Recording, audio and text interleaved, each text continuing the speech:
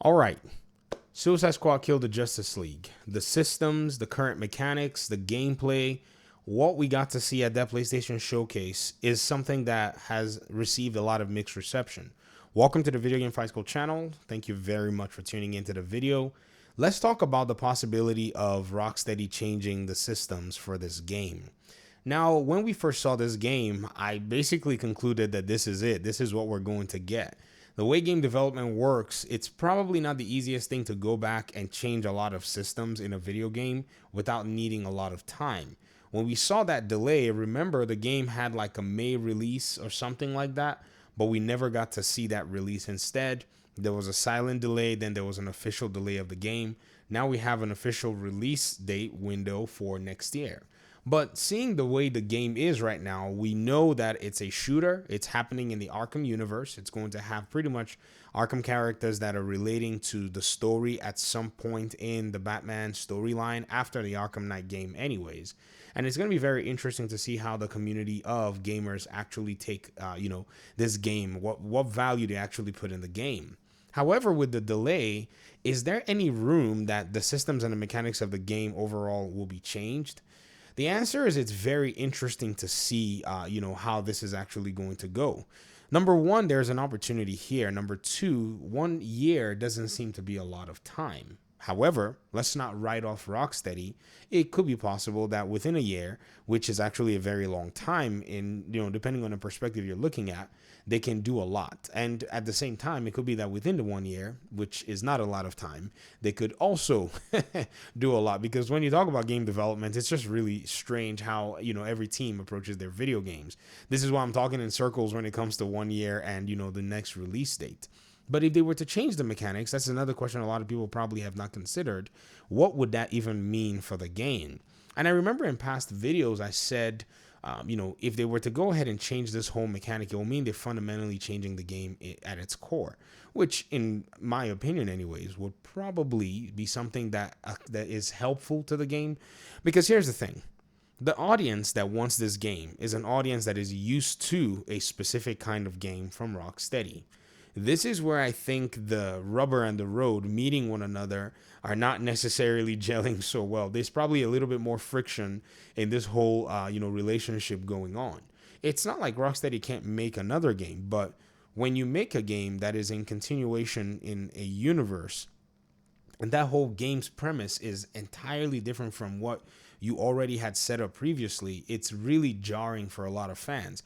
Even when the game is in a whole different universe, like in the case of Gotham Knights, it is still jarring to a lot of fans, which was actually very interesting to see because with the Gotham Knights fiasco, it was something that was a little strange because at least in that case, we knew that Gotham Knights, the developers had already said and marketed the game to be not in the Arkham universe. But a lot of people, even till today, wanted the game to be an Arkham-esque game. They compared it with Arkham games. They talked about how they would have just preferred for the game to be an Arkham game rather than anything else. In fact, to be, to show you guys this example, just in my last video where I talked about, I think I was talking about, say, Unreal Engine 5 and so on and so forth. One of my audience members even went ahead to still share this particular sentiment here, saying that, just look at it. Gotham Knights only needed to be Arkham Knight with more playable characters. It's insane when even the developers, and I disagree with that, by the way, because if they wanted to try their own thing, they've learned their lesson moving forward, then they could probably have taken, say, maybe 4 of the DC heroes and worked with them from there. If it was a Ninja Turtle setup, it would probably have worked. People would have loved the game, but once it was the Batman family, people wanted the Arkham thing. This is where those who love Gotham Knights and enjoyed it, and those who were saying, oh, well, it's not like Arkham, this is where we had this disagreement a lot fundamentally. So when the Suicide Squad game, is in question with this particular kind of paradigm, then, you really have to go ahead and say, okay, if they're not going to be making, the Arkham game, why did they go ahead and make this game in the Arkham universe? Well, they wanted to target that audience, which is the Arkham audience. But now they've shocked the Arkham audience into some, level, some region in a different dimension pretty much by bringing a shooter to them. And so now the game had to receive a delay. Was the delay for polish? 1 year is a long time to polish a game.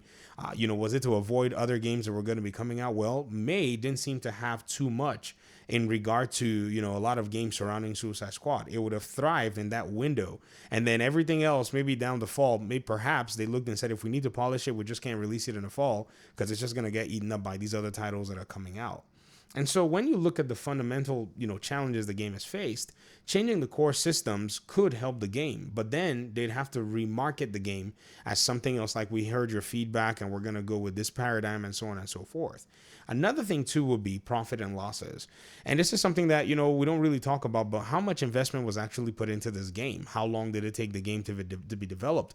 What other projects were canceled before this game actually went into production? And how much has the production cost, how has the production cost, grown since the game was first conceptualized till the time that we got to see gameplay? If this cost is something that they can eat, say, perhaps, a little bit more money to be able to get the game to a marketable state to reach out to that audience, then yes, I can see how that's something that, the developers or possibly the decision makers are willing to go for. But here's also another challenge. The creative minds behind the Arkham games have already left the studio. So the likelihood of getting those changes would require, say, somebody who's also been in the studio, which that's the leadership transition anyways. It's moved on to someone who was also in the studio for a long time. I can't remember the name. We'll probably need that person to step up and see how they can restructure the entire game, and then they can get the game out there. That's one way to go about it. Another way would probably be to go in and bring out the secret weapon, Old Faithful. And you guys know what I'm talking about. Bring out that Arkham Remaster game and just kind of temper, fan disappointment from so many other people. As a whole, with Suicide Squad Kill the Justice League, I'm going to play it. I'm a DC fan. It's a game that's kind of, out there, in regard to what it is I would have been expecting. But I already knew this was going to be a shooter from the very first time that I saw it.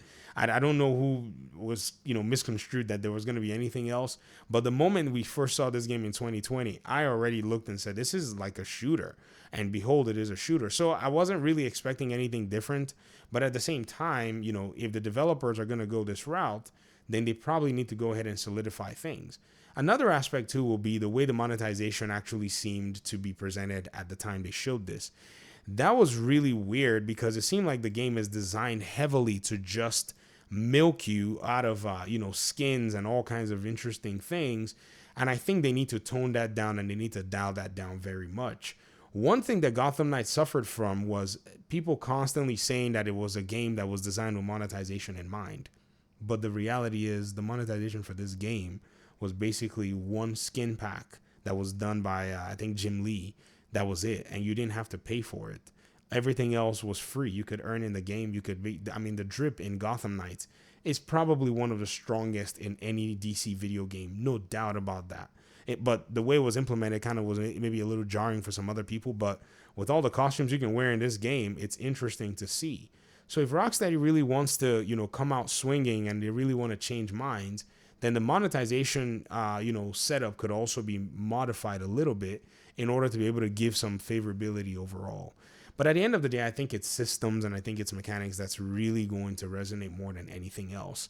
The story seems to be solid. The cutscenes seem to be really well made. The way the game is actually put together, to me, just, speaks of that quality that Rocksteady has. The only downside is the difference in the gameplay in the Arkham universe is just not something that a lot of fans were expecting. And the possibility that this is going to change is very slim. It relies on a whole lot of different things. So I guess it's just one of those things where DC fans are going to have to make a decision if they actually want to vibe with the game the way it launches, or perhaps the developers are able to make the change and that will be a pleasant surprise. But we'll see what the game holds as time goes on. It's going to be very interesting, the marketing of this game, because it's been all over the place. But we'll keep an eye out, and I'd love to hear your thoughts in the comment section. Thank you so much for tuning in. I appreciate you guys' time and audience, and hopefully we'll talk pretty soon in another one. Peace out.